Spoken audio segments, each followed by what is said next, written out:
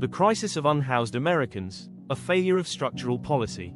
The enduring maxim, home is where the heart is, encapsulates a fundamental human need for security and belonging.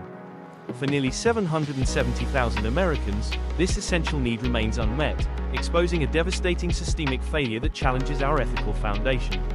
The modern homelessness crisis in the United States is not a recent phenomenon but a tragedy rooted in decades of structural policy choices, an issue now exacerbated by a looming demographic crisis that threatens to push the most vulnerable seniors onto the streets. This ongoing emergency requires an immediate and targeted policy response to address both its historical causes and its unprecedented future scale. The origins of today's crisis trace directly back to the 1980s, specifically the policies enacted during the Reagan administration. Starting in 1981, the federal government enacted dramatic reductions in funding for programs vital to providing affordable housing and community-based mental health services. As funding for the Department of Housing and Urban Development, HUD, was slashed, so was the nation's capacity to subsidize and maintain low-cost housing units. Simultaneously, the movement toward deinstitutionalization, intended to move mental health patients out of state hospitals, failed because it was not paired with sufficient funding for housing or outpatient community support. These twin policy decisions effectively dismantled the safety net for the most vulnerable, leading to the rapid re-emergence of chronic, visible homelessness as a national problem.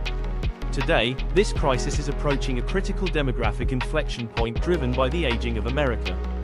People aged 50 and older are currently the fastest growing age group experiencing homelessness. Research estimates that the national population of unhoused individuals aged 65 and older is projected to nearly triple by 2030. This surge is due to a perfect storm of economic factors. Seniors on fixed incomes, such as Social Security, cannot keep pace with soaring rental costs, and a life event like a medical emergency or the loss of a spouse can swiftly lead to housing instability. Without targeted intervention, cuts to programs like Medicare will only accelerate this trend, turning housing insecurity into a catastrophic health and budgetary crisis.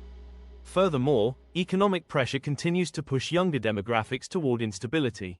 The National Point-in-Time count for 2024 revealed an 18% increase in overall homelessness in a single year, reflecting the current severe shortage of affordable housing and stagnant wages that fail to cover basic living expenses.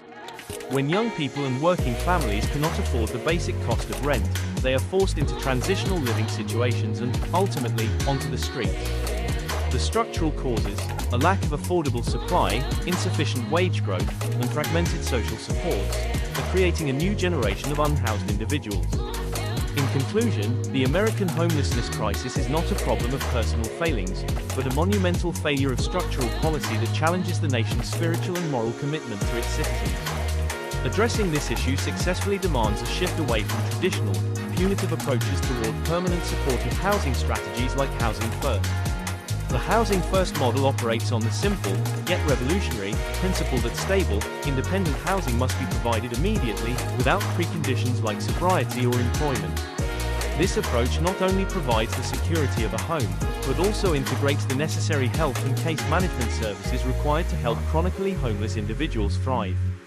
By investing in this evidence-based solution, increasing the minimum wage to meet cost of living standards, and reconstructing robust federal housing subsidies, we can honor the foundational truth that every person deserves a secure home where their heart can rest, and effectively reverse this decades-long crisis.